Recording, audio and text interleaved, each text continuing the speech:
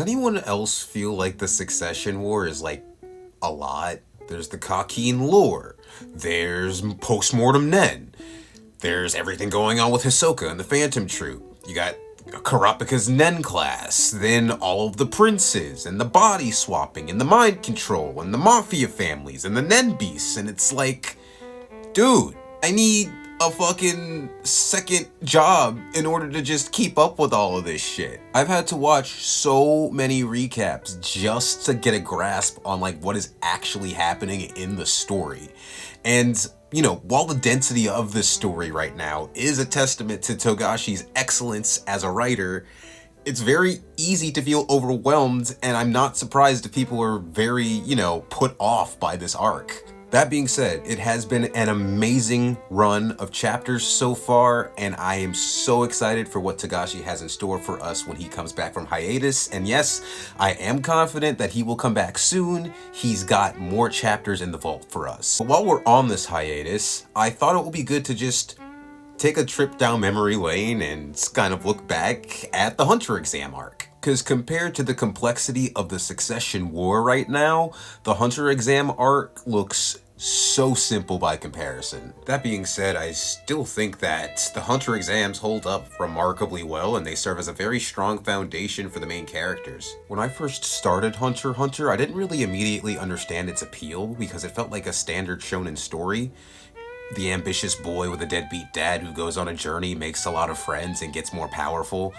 Yada yada yada. But the brilliance of Hunter x Hunter is Togashi's patience and his ability to subvert your expectations, because the Hunter exams may seem super formulaic at first, but they deepen significantly as they progress, especially in terms of character development. I think that the arc, right from the jump, does an amazing job at establishing Gon's character. We see his incredible survival skills and instincts when he captures the Master of the Swamp, as well as his love for nature's beauty and danger during his interactions with the Fox Bears. And I think these moments establish his character as more than just the normal plucky protagonist we see in these kinds of franchises. And they show us his connection to the world and his unique perspective on life. I like his interactions with Mito and Kite, because they help us gain insight into his motivations and his curiosity about his father Gene. And these early moments are very profoundly effective, yet subtle. I think Togashi also highlights Gon's defining traits, like his unyielding determination and his headstrong nature, while foreshadowing how these qualities can lead to trouble. We can see that through him leaving Mito behind to take the Hunter exams, or risking his life to save Katsuya, or underestimating Gareta while he's training to get Hisoka's badge, or his one-sided fight with Hanzo. These moments really showcase his inner strength, but also hint at the dangers of his recklessness and his determination, which is a theme that becomes more pronounced as the series progresses. I think that Gon is a very radiant presence in a very dark, dark world, and his almost eerie composure in the face of danger adds a very intriguing edge to his character that I like a lot. Killua, by contrast, serves as Gon's perfect foil. While Gon embarks on his journey to find Gene, Killua is actually running away from his family, and their shared experiences of broken homes form the foundation of their friendship. But their contrasting personalities make their dynamic very compelling to watch. The way they instantly click during the first phase of the exam feels very authentic, and it feels like a reflection of how children often form friendships on a simple connection or just like vibes. So Killua's background as an assassin, his nonchalant attitude, being, you know, brought into a life of training and exposure to violence, it contrasts sharply with Gon's optimistic energy, which I think makes his character a lot more compelling and complex.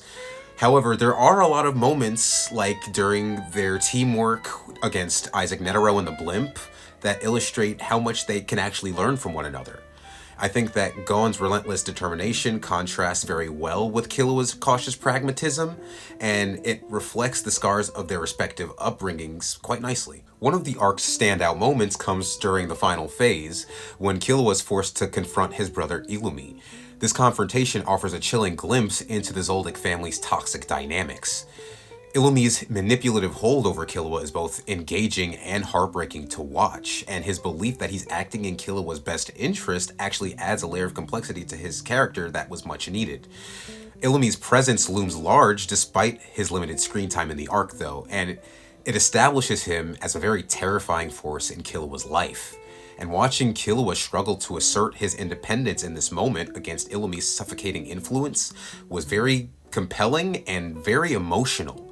And it really set the stage for his growth in future arcs and made him one of my favorite characters in the series. While we're on the subject of dangerous psychopaths, let's talk about Hisoka. What truly sets Hisoka apart is the disturbing sexual thrill he derives from fighting. This adds an additional layer of discomfort to his character, making him one of the most polarizing figures in the series, if not shonen history. Hisoka's combination of sadistic glee, raw power, and unpredictable nature make him unlike any other antagonist I have ever encountered in any story ever. And despite the unease he brings to my soul, or perhaps because of it, Hisoka remains one of the most fascinating and unforgettable characters, not only in Hunter x Hunter, but in fiction. Now, at first, I wasn't really the biggest fan of Leorio or Kurapika. Leorio seemed like the typical loud, cocky character that I usually hate in shonen, and Kurapika was just a brooding, revenge-driven archetype to me, but I think over time they both really started to grow on me. Leorio initially really frustrated me because he was overly brash, but I think his motivation to become a doctor after losing a close friend to a curable illness gave his character a lot of depth.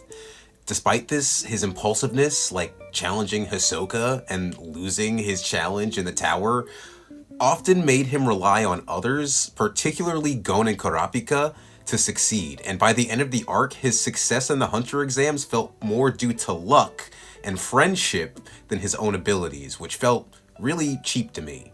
Kurapika, on the other hand, became one of my favorite characters in the series after this arc. His initial revenge plot felt really cliche, but as the arc unfolded, especially during the tower phase, his character really started to grow on me, and I think a key moment for this was when he refused to kill Majitani, and he was drawing a moral line that added internal conflict to his pursuit of revenge against the spiders. And I think that his struggle to maintain his humanity while seeking out his revenge made him one of the series' most compelling characters in the long run. The Hunter exam arc and Hunter x Hunter as a whole really stands out for its focus on critical thinking and survival skills rather than just physical power-ups.